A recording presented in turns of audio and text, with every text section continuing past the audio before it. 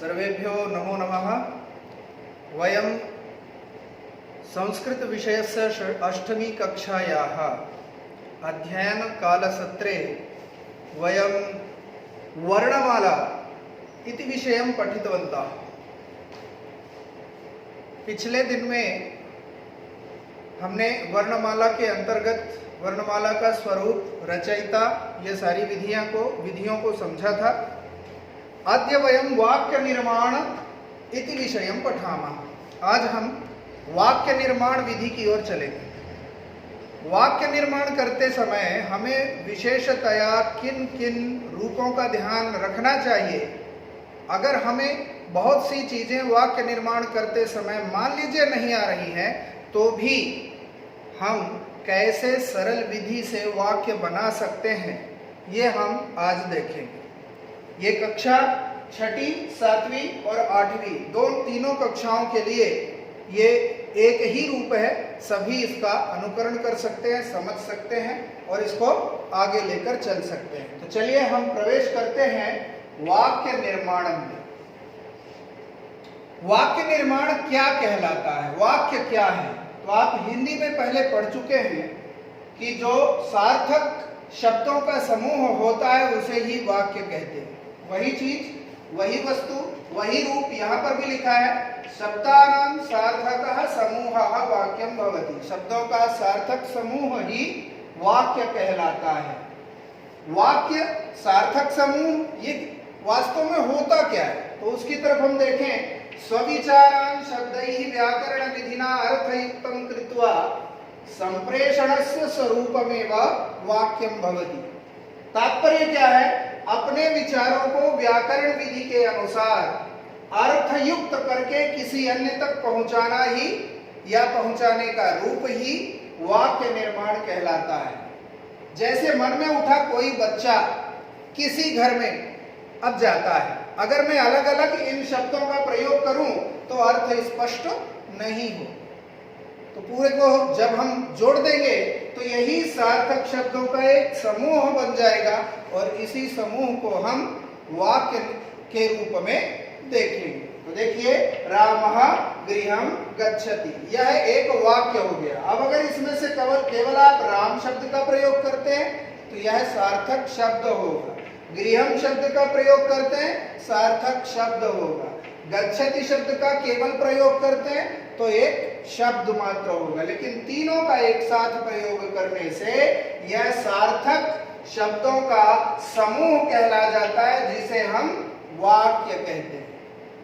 चलिए आगे चलते हैं हम इसमें। अब जब हम वाक्य बनाते हैं, वाक्य का रूप स्पष्ट करते हैं, वाक्य के रूप में हम किसी से अपनी बात कहते हैं, उस अवस्था में वाक्य में तीन चीजों की आवश्यकता होती है। वो तीन चीजें क्या हैं? उन तीन चीजों में देखिए, तो पहला है वाक्य में कर्ता की आवश्यकता होती है, दूसरा कर्म की आवश्यकता होती है और तीसरा क्रिया की आवश्यकता होती है। कई बार हम कुछ वाक्य ऐसे बोल देते हैं जिनमें कर्म नहीं होता है। अगर ये नहीं हुआ तो हमारा वाक्य कैसा होगा? अस्पष्ट होगा, जो पूरी तरह से स्पष्ट नहीं हो।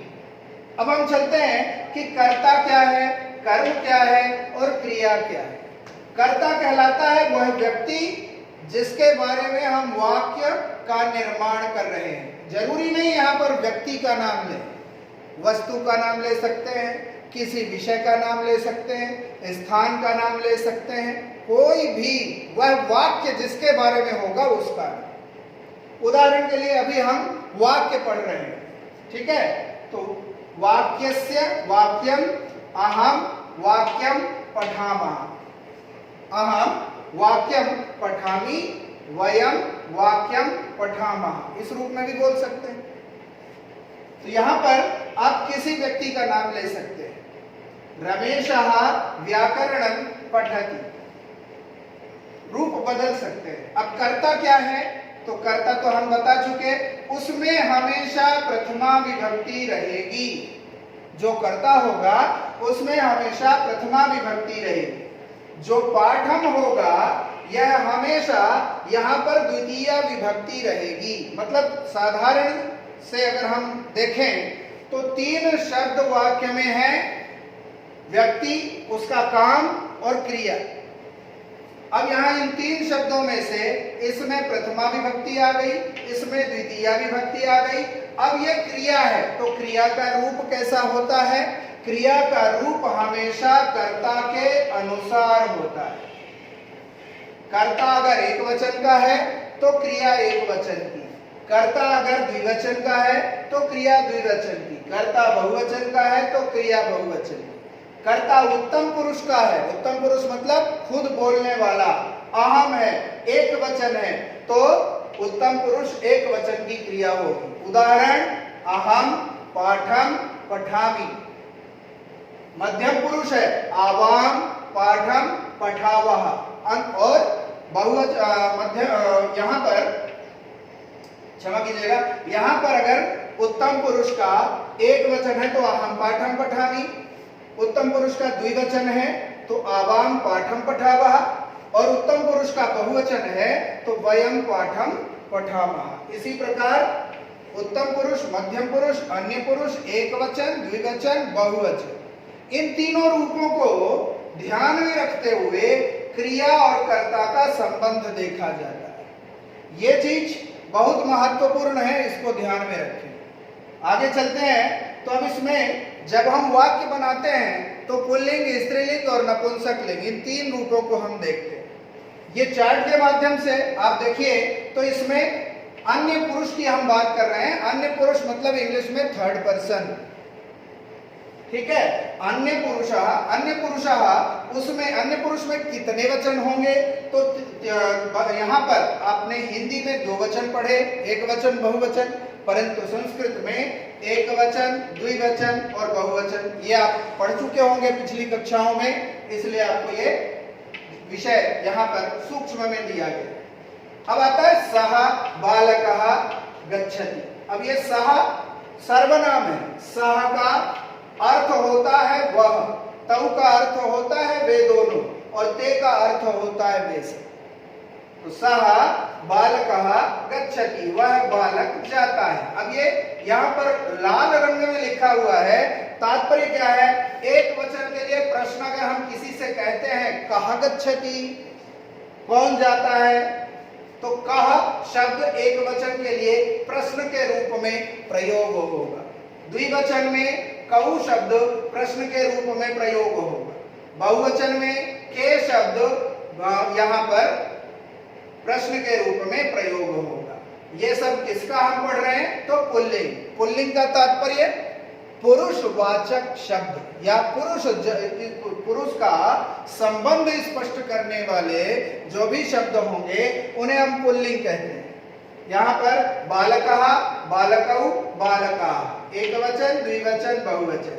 सः, तौ, ते, एक वचन, द्विवचन, बहुवचन। वाक्य बनाएंगे, सः बालकः गच्छति, अथवा सः गच्छति, अथवा बालकः गच्छति। इन तीनों को आप 3 प्रकार से वाक्यों का निर्माण कर सकते हैं। तौ बालकौ गच्छतः एक प्रकार से, तौ गच्छतः दूसरा प्रकार, बालकौ गच्छतः तीसरा प्रकार। कौ गच्छतः तो क्वेश्चन में कौ बोलेंगे, लेकिन उत्तर जो आएगा वो इन दोनों में से कोई भी हो सकता है और दोनों हो सकते हैं।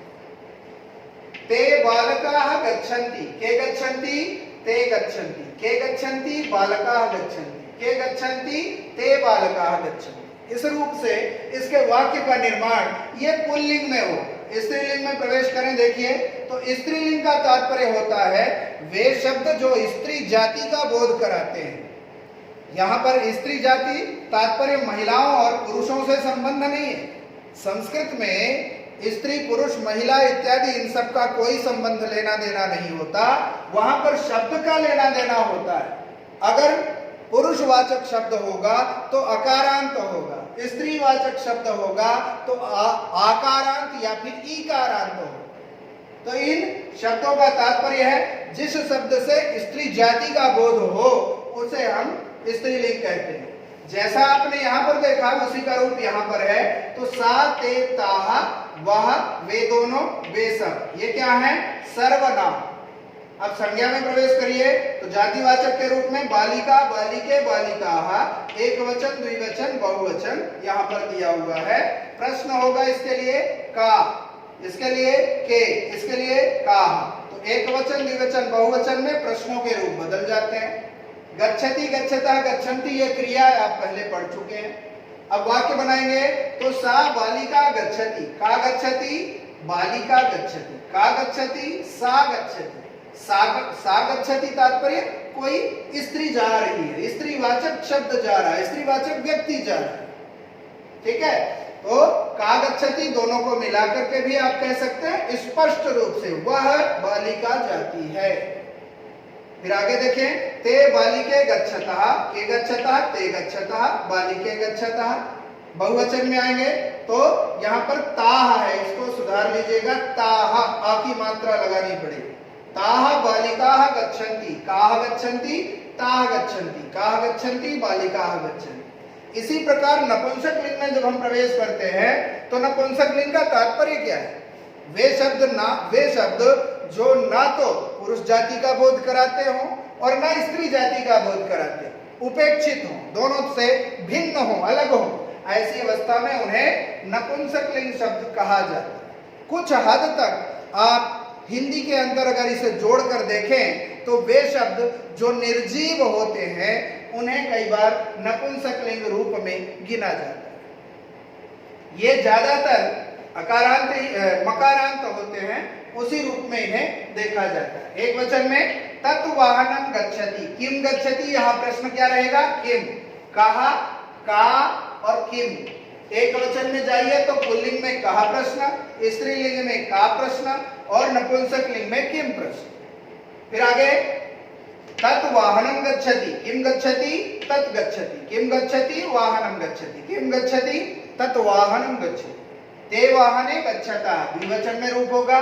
तानि वाहनानि गच्छन्ति, कानि गच्छन्ति, तानि गच्छन्ति, वाहनानि गच्छन्ति, तानि वाहनानि गच्छन्ति। इस प्रकार इस रूप को आप ध्यान में रखेंगे तो आपका वाक्य निर्माण करना बहुत आसान हो जाएगा। अब यहां देखिए, अभी हमने अन्य पुरुष देखा था, अब यह है मध्यम पुरुष। मध्यम पुरुष मतलब श्रोता, बोलने वाला फर्स्ट पर्सन अर्थात उत्तम पुरुष, सुनने वाला मध्यम पुरुष अर्थात श्रोता, और अन्य पुरुष अर्थात जिसके बारे में हम बात कर रहे हैं। आगे आते हैं हम मध्यम पुरुष, उसमें भी पुल्लिंग और स्त्रीलिंग इन दोनों के लिए एक ही शब्द होता है, दोनों के लिए एक ही शब्द रहता है। तुम दोनों, तुम सब। एक वचन में तुम अर्थात त्वम, इसमें विसर्ग हटा लेना आप, त्वम। द्विवचन में युवाम, बहुवचन में यूयम। त्वम गच्छसि, कहा गच्छसि, त्वम गच्छसि, का गच्छसि, त्वम गच्छसि। ये पुल्लिंग के लिए, ये स्त्रीलिंग। प्रश्न पुल्लिंग और स्त्रीलिंग को देख करके उस आधार पर किया जाएगा कि हम किससे प्रश्न पूछ रहे हैं, पुरुष से या स्त्री से। युवाम गच्छतः, तुम दोनों जाते हैं, आप दोनों जाते हैं। कौन जाता है? आप दोनों। कौन जाता है? पुल्लिंग और स्त्रीलिंग दोनों के आधार। यूयम गच्छतः, तुम सब जाते हो। के गच्छतः, जो भी है इसमें, तो आप यूयम गच्छतः, काः गच्छतः, यूयम गच्छतः। आगे आते हैं हम उत्तम पुरुष की तरफ। उत्तम पुरुष में 3 शब्द होते हैं और ये 3 वक्ता चाहे पुल्लिंग का हो, चाहे स्त्रीलिंग का हो, चाहे कोई अन्य हो, वह बोलेगा तो इन 3 शब्दों का ही प्रयोग करें। पहला होता है अहम, मैं, आवाम, हम दोनों, और वयम, हम सब। एक वचन में अहम गच्छामि, फिर द्विवचन में आवाम गच्छावः, बहुवचन में वयम गच्छामः। इस प्रकार ये तीनों पुरुषों के अंतर्गत हम इस रूप को समझकर आगे बढ़ेंगे। अब यहाँ देखिए, जो मैंने अभी आपको अलग अलग बताया था वही स्वरूप एक साथ है यहाँ कि देखिए, साह, सा, तत्, पुल्लिंग स्त्रीलिंग नपुंसकलिंग, पुल्लिंग स्त्रीलिंग नपुंसकलिंग। तौ, ते, पुल्लिंग स्त्रीलिंग नपुंसकलिंग। ते, ताह, तानी, पुल्लिंग स्त्रीलिंग नपुंसकलिंग। एक वचन, द्विवचन, बहुवचन। साह, तौ, ते, सा, ते, ताह, तत्, ते, तानी। बालकः, बालकौ, बालकाः, बालिका, बालिके, बालिकाः, वाहनम, वाहने, वाहनानि। प्रश्न भी वैसे ही, कहा, कौ, के, का, के, काः, किम, के, कानि। ये सारा मैंने जो अभी आपको अलग अलग बताया था वो एक साथ है। आप इसे एक कागज में लिखकर रख सकते हैं और उसके आधार पर वाक्य निर्माण सीख सकते हैं। प्रश्न देखिए, कहाँ गच्छति, सः गच्छति, कहाँ गच्छति, बालकः गच्छति, कहाँ गच्छति, बालिका गच्छति, किम गच्छति, वाहनम गच्छति, कौ गच्छतः, तौ गच्छतः, कौ गच्छतः, बालकौ गच्छतः, के गच्छतः, वाहने गच्छतः, ते तो के गच्छन्ति, ते गच्छन्ति, के काः गच्छन्ति, ताः गच्छन्ति, कानि गच्छन्ति, तानि गच्छन्ति, के गच्छन्ति, बालकाः गच्छन्ति, काः गच्छन्ति, बालिकाः गच्छन्ति, कानि गच्छन्ति, वाहनानि गच्छन्ति। इसी प्रकार मध्यम पुरुष में 3 ही शब्द होते हैं, त्वं, युवाम, यूयम, तुम दोनों, तुमसे। त्वं गच्छसि, युवाम गच्छतः, यूयम गच्छति। एक वचन, द्विवचन, बहुवचन। उत्तम पुरुष में भी 3 ही शब्द होते हैं, अहम, आवाम, वयम, मैं, हम दोनों, हम सब। अहम गच्छामि, आवाम गच्छावः, वयम गच्छामः। अब इसी का विस्तार देखिए, वाक्य को जब हमें बढ़ाना रहता है, ये तो हमने अभी पिछले उसमें देख लिया, प्रश्न को हटाकर हमने यहाँ पर कर्म जोड़ दिया। जो शुरू में हमने देखा था कि एक वाक्य में 3 चीजें होती हैं, कर्ता, कर्म, क्रिया, तो अब यहाँ पर हम कर्म का प्रयोग कर लेते हैं। सः विद्यालयं गच्छति, सा विद्यालयं गच्छति, तत् विद्यालयं गच्छति, बालकः विद्यालयं गच्छति, बालिका विद्यालयं गच्छति, वाहनम विद्यालयं गच्छति। पुल्लिंग, स्त्रीलिंग, नपुंसकलिंग तीनों शब्दों का प्रयोग, क्रिया चूंकि एक ही है लेकिन पुरुष अन्य पुरुष। द्विवचन, बहुवचन, इसी प्रकार आप द्विवचन बहुवचन में भी प्रयोग कर सकते हैं। बालकौ विद्यालयौ गच्छतः, दोनों बच्चे अलग अलग विद्यालयों में जाते हैं। ताः बालिकाः विद्यालयान् गच्छन्ति, वे बालिकाएं अलग अलग विद्यालयों को जाती हैं। फिर आगे मध्यम पुरुष में देखिए, एक वचन में त्वं वाटिकां गच्छसि, युवां वाटिके गच्छतः, यूयं वाटिकाः गच्छन्ति। एक वचन, द्विवचन, बहुवचन, यहाँ कर्म का भी है और यहाँ पर मध्यम पुरुष शब्द का भी है और क्रिया का। उत्तम पुरुष का देखें, अहम, आवाम, वयम, तो अहम गृहं गच्छामि, आवाम गृहं गृहे गच्छावः, वयम गृहाणि गच्छामः। ये सभी। अब यहाँ भी आप देखिए तो यहाँ विद्यालयम है, यहाँ वाटिकाम है, यहाँ गृहम है, लेकिन शब्द तीनों अलग अलग लिंग के हैं। ये पुल्लिंग का है, ये स्त्रीलिंग के हैं और ये नपुंसक लिंग है। द्वितीय विभक्ति इस जगह पर होना जरूरी है। यहाँ ये जरूरी नहीं है कि आपको इन तीनों में अलग अलग वचन प्रयोग करना है।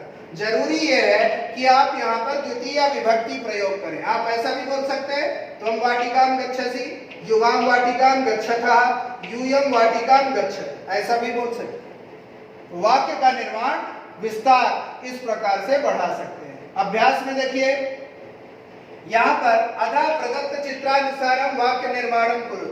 नीचे आपको ये चित्र दिया हुआ है, इस चित्र के अनुसार आपको वाक्य बनाना है। देखिए, रमेशः योगम करोति, ये किसका हो गया? वर्तमान काल।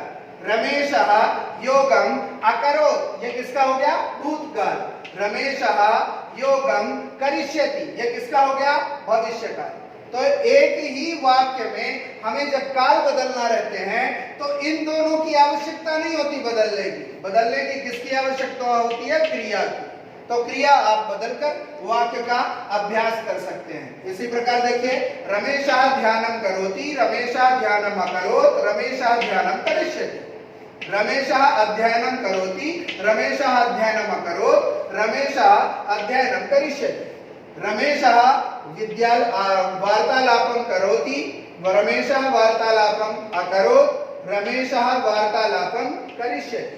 रमेशः भोजनं करोति, रमेशः भोजनम् अकरोत्, रमेशः भोजनं करिष्यति। रमेशः शयनं करोति, रमेशः शयनम् अकरोत्, रमेशः शयनं करिष्यति। इस प्रकार आप एक ही वाक्य को 3 कालों में बदलकर परिवर्तित कर सकते हैं। ये केवल किसका है? अन्य पुरुष का। यहाँ देखिए, अन्य पुरुष द्विवचन, छात्रौ योगम कुरुतः, छात्रौ योगम अकुरुताम, छात्रौ योगम करिष्यतः। इस प्रकार आप पूरे को बदलकर परिवर्तित कर सकते हैं। ये द्विवचन। इसके बाद ये बहुवचन में आइए, तो बहुवचन का प्रयोग छात्राः योगम कुर्वन्ति, छात्राः योगम अकुर्वन्, छात्राः योगम करिष्यन्ति। इस प्रकार आप बाकी सबको भी बदलकर अभ्यास कर सकते हैं। यहाँ देखिए मध्यम पुरुष एक वचन, त्वं योगम करोषि, त्वं योगम कुरु, त्वं योगम करिष्यसि। इस प्रकार आप बाकी को भी बदलकर अभ्यास कर सकते हैं। ये मध्यम पुरुष। मध्यम पुरुष में द्विवचन, युवाम योगम कुरुथः, युवाम योगम अकुरुतम, युवाम योगम करिष्यथः। ठीक है, इसी को आप बाकी में बदलकर अभ्यास कीजिए। इसी प्रकार बहुवचन यूयम योगम, वर्तमान में जाएंगे तो यूयम योगम कुरुत, यूयम योगम अकुरुत, यूयम योगम करिष्यत्। यहां पर अ लगा लीजिएगा, आ नहीं लगेगा। आगे देखें, यह है उत्तम पुरुष स्वयं के लिए, अहम योगम करोमि, अहम योगम अकर्वम, अहम योगम करिष्यामि। वर्तमान भूत भविष्य तीनों कालों में आप वाक्यों को बदलकर अभ्यास कर सकते हैं। इसी का द्विवचन, उत्तम पुरुष द्विवचन आवाम योगम कुर्वः, आवाम योगम अकुर्वः, आवाम योगम, यहां आकर के उल्टा हो गया नीचे ऊपर, करिष्यामः। फिर आगे देखें बहुवचन में आइए, तो वयम योगम कुर्मः, वयम योगम अकुर्मः, वयम योगम करिष्यामः। इस प्रकार आप अगर इन तीनों का व्यवस्थित अध्ययन कर लेते हैं तो आपका वाक्य निर्माण करने का जो गुण है अपने आप विकसित हो जाएगा। इसका आप इन तीनों जो उत्तम पुरुष, मध्यम पुरुष और अन्य पुरुष तीनों के एक वचन, द्विवचन, बहुवचन रूप दिए हैं, इनके वाक्य निर्माण करके इसका अभ्यास कीजिए। फिर कोई समस्याएं आती हैं तो उस प्रकार हम आपको मिलेंगे। धन्यवाद।